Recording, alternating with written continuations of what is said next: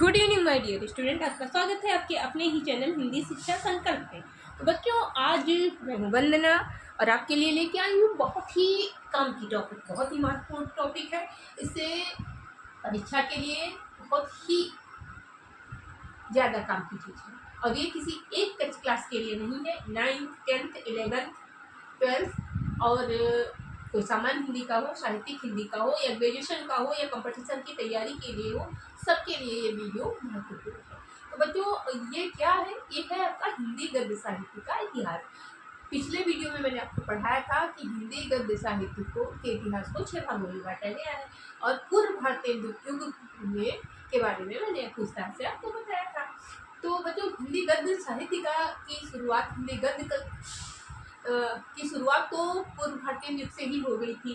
कोई गोरा बादल की कथा को उसकी प्रथम हिंदी गद्य की प्रथम रचना बताता है, तो कोई कवि गंग द्वारा रचित चंद छंद वर्णन की महिमा को बताता है। इन बच्चों, भारतीय युग जो है तो हिंदी गद्य का स्वर्णिम युग माना जाता है। इसे पुनर्जागरण काल भी कहते हैं, नवजागरण काल भी कहते हैं और भारतेंद्र जी को हिंदी गद्य साहित्य का जनक भी कहा जाता है।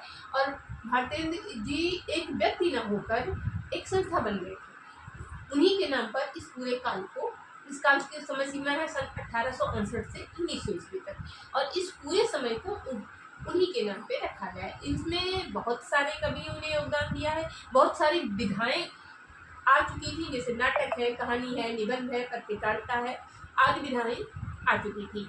इन विधाओं में तमाम रचनाएं हुई जिससे कि हिंदी गद्य अपने चरम पर हुआ। जैसे कहते, अगर ये कहा जाए कि पूर्व भारतीय युग में हिंदी गद्य सरस्वा अवस्था में था और भारतीय युग में एक यौन अवस्था को प्राप्त हो गया, तो अतिशय नहीं होगी। तो बच्चों, देखते हैं कि भारतीय युग में की विशेषताएं क्या है। तो भारतीय युग की विशेषताएं, गद्य में नवीन विधाओं का प्रादुर्भाव हुआ, जैसा कि मैंने बताया कि कहानी, नाटक, निबंध, पत्रकारिता आदि नई विधाएं हैं जिसमें बहुत सारी रचनाएं हुई। किसी कवि ने एक नाटक लिखा, तो किसी ने कहानी लिखी, तो किसी ने उपन्यास लिखा, किसी ने पत्रिकाओं का संपादन किया। इस तरह धीरे धीरे गद्य का विकास होता गया। पहले ब्रज भाषा में कविताएं लिखी जाती थी और धीरे धीरे गद्य में भी लिखी जाने लगी। कहानियाँ जो लिखी गई वो खड़ी बोली में ही लिखी गई, निबंध जो लिखे गए वो खड़ी बोली में ही लिखे गए और पत्रिकाएं निकली वो भी हिंदी खड़ी बोली में ही निकली। और अब देखते हैं कि कुछ प्रमुख विशेषताएं थी उस टाइम की, वो क्या है। हिंदी गद्य में नवीन विधाओं का प्रादुर्भाव हुआ, सामाजिक चेतना का विकास हुआ, साहित्य के माध्यम से समाज सुधार का प्रयास किया गया। जैसे भारतेंदु जी का एक नाटक है भारत गुप्त, उसमें भारत की दयनीय स्थिति का चित्रण हुआ है। जो तत्कालीन स्थिति थी भारत की, उसका इस नाटक में बहुत ही खुलकर चित्रण हुआ है।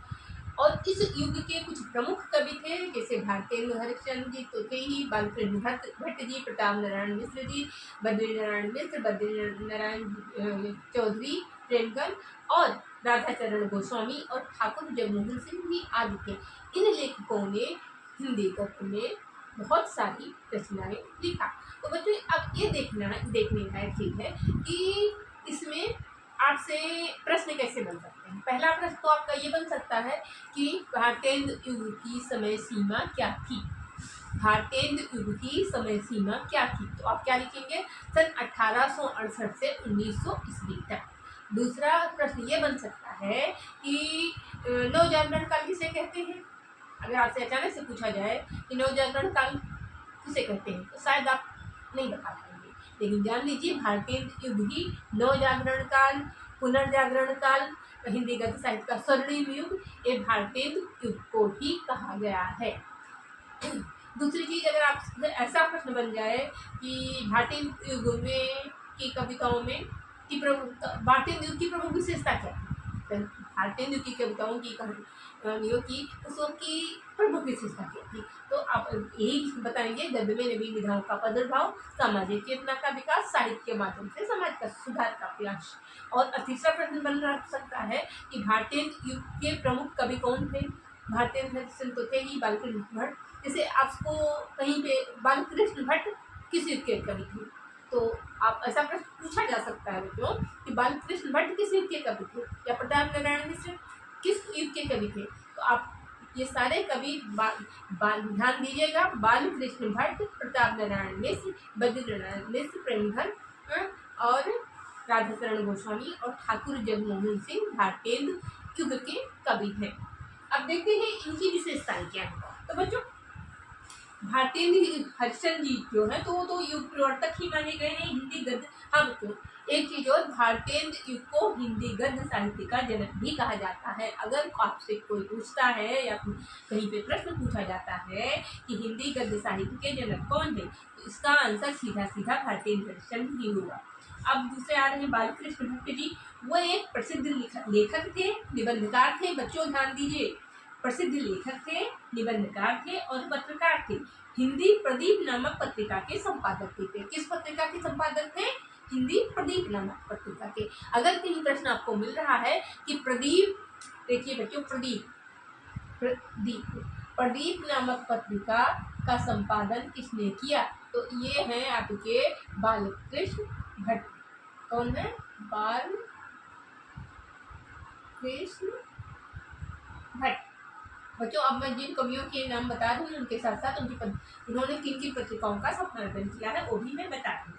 दूसरे हैं आपके भारतेंदु के प्रसिद्ध कवि प्रताप नारायण मिश्र जी। वो एक प्रतिभाशाली कवि, लेखक और पत्रकार थे। उन्होंने कौन सी पत्रिका का संपादन किया? ब्राह्मण नामक पत्रिका का संपादन किया। कौन सी पत्रिका का संपादन किया? ब्राह्मण। तीसरे आपके हैं बद्री नारायण चौधरी। इनको प्रेमघन भी कहा जाता है। इनका शार्ट नाम क्या है? प्रेमघन है। वह एक प्रसिद्ध कवि, लेखक और पत्रकार थे। वह आनंद कादम्बिनी, कौन सी पत्रिका है? आनंद कादम्बिनी। देख लीजिए आनंद। बच्चों ध्यान दीजिएगा क्योंकि ये प्रश्न बनते हैं आपके। आनंद कादम्बिनी किसने किया? प्रेमघन, बद्रीनारायण मिश्र प्रेमघन, या प्रेमघन ही याद रखेंगे तो भी चलेगा। तीसरे हैं आपके राधाचरण गोस्वामी। वह एक प्रसिद्ध लेखक और पत्रकार थे और भारतेंदु नामक पत्रिका का संपादन किया। कौन सी पत्रिका थी? भारतेंदु। किसने किया? राधाचरण गोस्वामी। राधाचरण गोस्वामी ने कौन सी पत्रिका का संपादन किया? आनंद कादम्बिनी का। तो अगले आपके हैं ठाकुर जगमोहन सिंह। वे प्रसिद्ध कवि, लेखक और शकुंतला नामक नाटक के लेखक। उनका एक नाटक बहुत प्रसिद्ध हुआ था, किसका? ठाकुर जगमोहन जी का। और उस नाटक का नाम क्या था? शकुंतला था। और इन कवियों के अलावा लाला श्रीनिवास दास, राय कृष्णदास, अंबिका दत्त व्यास और बाल मुकुंद जैसे कवि भी भारतीय युग में अपना बहुत ही महत्वपूर्ण योगदान दिया। तो बच्चों एक छोटा सा, वैसे तो अगर हम किसी युग के बारे में चर्चा करें तो घंटों बीत जाएंगे, चर्चा खत्म नहीं होगी, लेकिन एक छोटा सा जो कुछ महत्वपूर्ण चीज़ें थी भारतीय युग के बारे में तो मैंने आपको बता दी है। तो बच्चों फिर अगर आपको हमारा वीडियो पसंद आएगा तो लाइक कीजिएगा, कमेंट कीजिएगा, शेयर कीजिएगा और मिलते हैं नेक्स्ट वीडियो में। अगला आपका जो अगला काल है उसके बारे में पढ़ेंगे नेक्स्ट वीडियो। थैंक यू बच्चों, मिलते हैं नेक्स्ट।